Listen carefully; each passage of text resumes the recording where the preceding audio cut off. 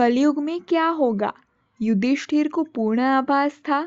धर्मराज युधिष्ठिर को पूर्ण आभास था कि द्वापर के बाद आने वाले कलयुग में क्या होगा। दोस्तों, बात उस समय की है जब महाभारत काल में पांडवों का अज्ञातवास समाप्त होने में कुछ समय शेष रह गया था। तब पांचों पांडव एवं द्रौपदी जंगल में छिपने के लिए स्थान ढूंढ रहे थे। उधर शनिदेव की आकाश मंडल से पांडवों पर नजर पड़ी। शनिदेव के मन में विचार आया कि इन 5 पांडवों में बुद्धिमान कौन है, परीक्षा ली जाए। शनिदेव ने एक माया का महल बनाया। कई योजन दूरी में उस महल के 4 कोने थे, पूरब, पश्चिम, उत्तर और दक्षिण। अचानक भीम की नजर महल पर पड़ी और वो आकर्षित हो गया। भीम युधिष्ठिर से बोला कि भैया, मुझे महल देखना है। भाई ने कहा, जाओ। भीम महल के द्वार पर पहुंचा। वहां शनिदेव दरबान के रूप में खड़े थे। भीम बोला कि मुझे महल देखना है। शनिदेव ने कहा, महल की 3 शर्तें हैं। पहली शर्त, महल में 4 कोने हैं, आप एक ही कोना देख सकते हैं। दूसरी शर्त, महल में जो देखोगे उसकी सार सहित व्याख्या करोगे। तीसरी शर्त, अगर व्याख्या सही नहीं कर सके तो कैद कर लिए जाओगे। बोलो, मंजूर है? तब भीम ने कहा, मैं स्वीकार करता हूँ, ऐसा ही होगा। और वह महल के पूर्व छोर की ओर गया। वहां जाकर उसने अद्भुत पशु पक्षी और फूलों एवं फलों से लदे वृक्षों का नजारा देखा।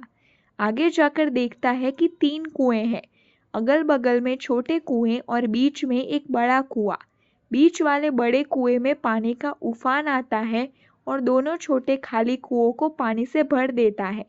फिर कुछ देर बाद दोनों छोटे कुओं में उफान आता है तो खाली पड़े बड़े कुएं का पानी आधा रह जाता है।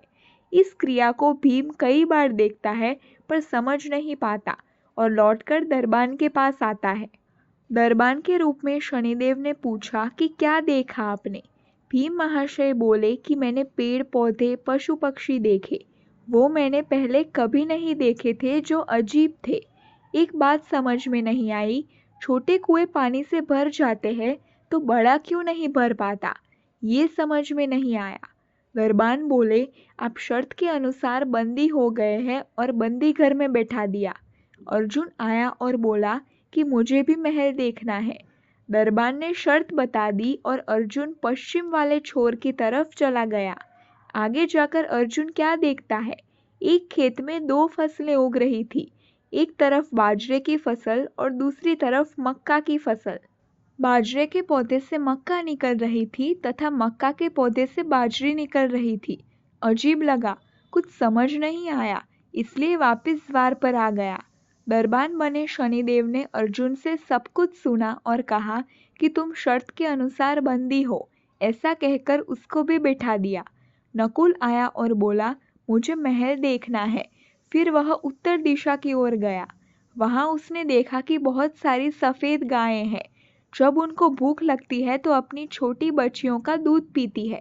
उसे कुछ समझ नहीं आया और द्वार पर आ गया।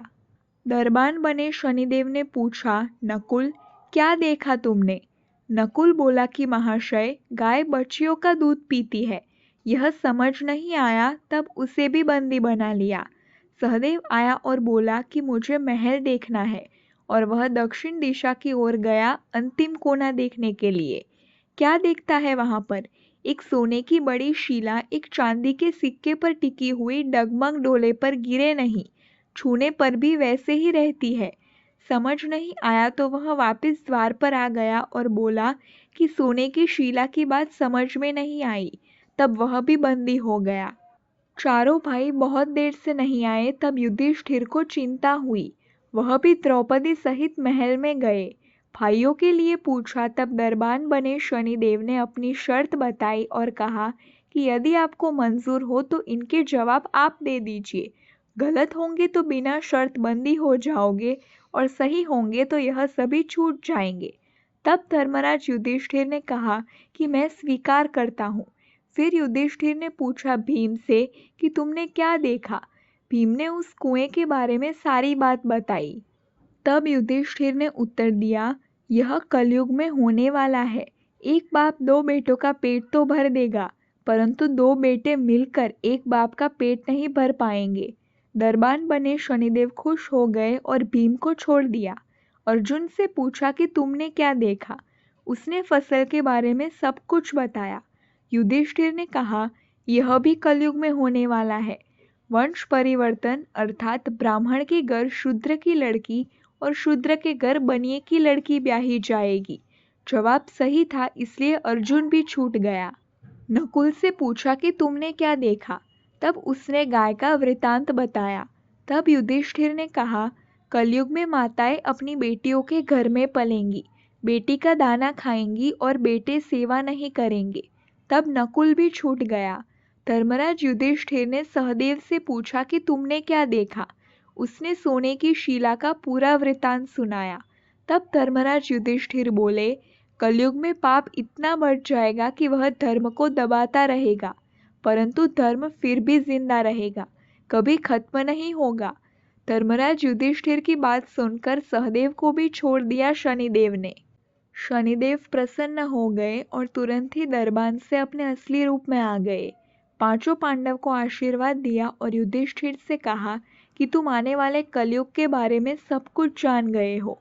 दोस्तों, आज के कलयुग में यह सारी बातें सच साबित हो रही है।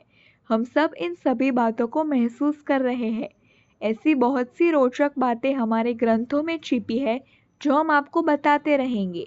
हमारे साथ जुड़े रहने के लिए हमारी चैनल फैक्ट्स विद हिस्ट्री को सब्सक्राइब कर दीजिए। आपका बहुत बहुत धन्यवाद।